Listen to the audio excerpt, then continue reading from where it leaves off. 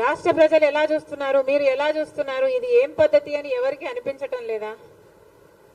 అసలు గమనించాల్సిన పాయింట్ ఏమిటంటే, మన రాష్ట్రంలో ప్రత్యేక హోదా గురించి ఊసే లేకుండా చేశారు తెలుగుదేశం పార్టీ, వైసీపీ పార్టీలు కలిసి.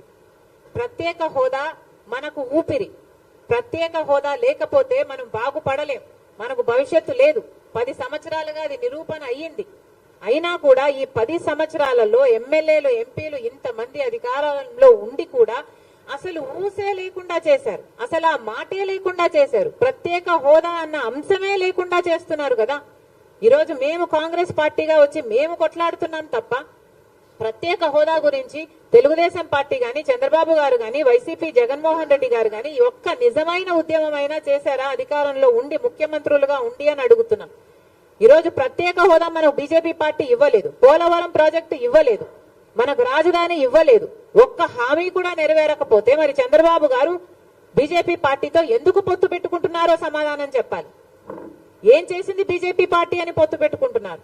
బీజేపీ పార్టీ ఇంత మోసం చేస్తే, ఇంత వెన్నుపోటు పొడిస్తే చంద్రబాబు గారు అంతగా తిట్టి, అంతగా దూషించి మళ్ళీ ఈ రోజు రాష్ట్రం కోసమని నేను పొత్తు పెట్టుకుంటున్నానని చెప్తున్నాడంటే ఇంకా ఏమనాలి మనిషిని? ఈ పెద్ద మనిషి ఊసరి వాళ్ళ కంటే ఎక్కువ రంగులు మారుస్తున్నారు కదా.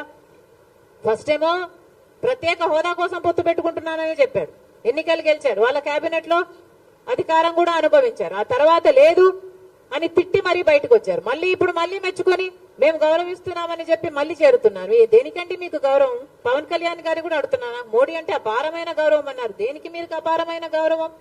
మనకు పోలవరం ఇచ్చినందుకు మీకు అపారమైన గౌరవమా? మన రాజధాని ఇచ్చినందుకు మీకు అపారమైన గౌరవమా? స్పెషల్ చేసి ఇచ్చినందుకు మీకు అపారమైన గౌరవమా? ప్రజలకు సమాధానం చెప్పాల్సిన అవసరం ఉంది.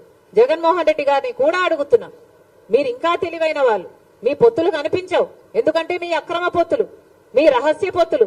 చంద్రబాబు గారైనా బహిరంగంగా ప్రజలకు చెప్పి పొత్తులు పెట్టుకుంటున్నారు, జగనన్న గారైతే రహస్యంగానే పొత్తులు పెట్టుకుంటున్నారు. ఇన్ని సంవత్సరాలుగా బీజేపీ పార్టీని ఒక్క ప్రశ్న అడిగింది లేదు. ఇన్ని సంవత్సరాలుగా ఎన్ని బిల్లులుంటే ప్రతి బిల్లులకు మద్దతు ఇచ్చారు జగన్మోహన్ రెడ్డి గారు. ఇన్ని సంవత్సరాలుగా ఎక్కడ వాళ్ళకి ఏ అధికారం కావాలైనా బీజేపీ పార్టీ నాయకులకి మనది పెట్టిందే, ఇక్కడే అడ్డా అన్నట్టుగా ఏది కావాలంటే బీజేపీ పార్టీకి, ఏ ప్రాజెక్ట్ అయినా బీజేపీ పార్టీ తీసుకోవచ్చు, ఏ అధికారమైనా బీజేపీ పార్టీ తీసుకోవచ్చు, ఏ దేనికైనా రెడీ అన్నట్టుగా జగన్మోహన్ రెడ్డి గారు వ్యవహరిస్తూ బీజేపీ బానిసలుగా మీరు ఎందుకు వ్యవహరిస్తున్నారు అని అడుగుతున్నాం. బీజేపీ పార్టీకి తెలుసు అవినీతి చేస్తున్నారు అని బీజేపీ పార్టీ చెప్తూనే ఉంది. మద్యం మాఫియా అంటారు, మైనింగ్ మాఫియా అని చెప్తున్నారు, వాళ్ళ నాయకులే వచ్చి మాట్లాడుతున్నారు. మరి మీకు తెలిసినప్పుడు మీరు ఎందుకు ఏ యాక్షన్ అయినా తీసుకోవడం లేదు ప్రభుత్వం మీద? ఈరోజు మద్యం మాఫియా ఎంత భయంకరంగా జరుగుతుంది. ఈరోజు మన రాష్ట్రంలో మద్యము డిజిటల్ పేమెంట్సే లేవు. ఎవడు మద్యం కొనడానికి వెళ్ళినా క్యాషే, అంటే క్యాషే పెట్టి కొనాలట, డిజిటల్ పేమెంట్సే లేవు. మరి మీరు క్యాష్ పెట్టి కొంటుంటే అసలు ఎంత అమ్ముతున్నారు? స్టేట్ ట్యాక్స్ ఏంటి, సెంట్రల్ ట్యాక్స్ ఏమిటి? అసలు పద్ధతి పాడు ఏది ఉండాల్సిన పని లేదా? కేంద్రంలో అధికారంలో ఉంది, మీరు వాచ్ డాగ్స్ కాదా బీజేపీ పార్టీ? మీరు ఇక్కడ యాక్షన్ తీసుకోవాల్సిన అవసరం లేదా? మీ ఈడీలు, సిబిఐలు, మీ ఎంక్వైరీలు ఇక్కడ ఏం పనిచేయవా? మీకు తొత్తులుగా ఉన్న వారి దగ్గర పనిచేయవు, మీకు వ్యతిరేకంగా ఉన్న వాళ్ళ దగ్గర పనిచేస్తాయి, వాళ్ళని మళ్ళీ లొంగ తీసుకోవడం కోసమే. ఇది ఏం పద్ధతి అని అడుగుతున్నాం. మాఫియా జరుగుతుందని తెలుసు, లిక్కర్ మాఫియా అని మీరే చెప్తున్నారు. సిద్ధమని పెద్ద పెద్ద సభలు పెడుతున్నారు. ఒక్కొక్క సభకి 90 కోట్ల రూపాయలు అవుతుందట.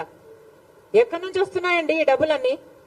సిద్ధమని పెద్ద యాడ్ క్యాంపెయిన్ నడుపుతున్నారు, 600 కోట్లు ఖర్చు పెడుతున్నారట. ఎవరి డబ్బులు ఇవి? ఎక్కడి నుంచి వస్తున్నాయి ఈ డబ్బులన్నీ? ప్రజలందరూ కూడా ఆలోచించాల్సిన అవసరం ఉంది. Thank you.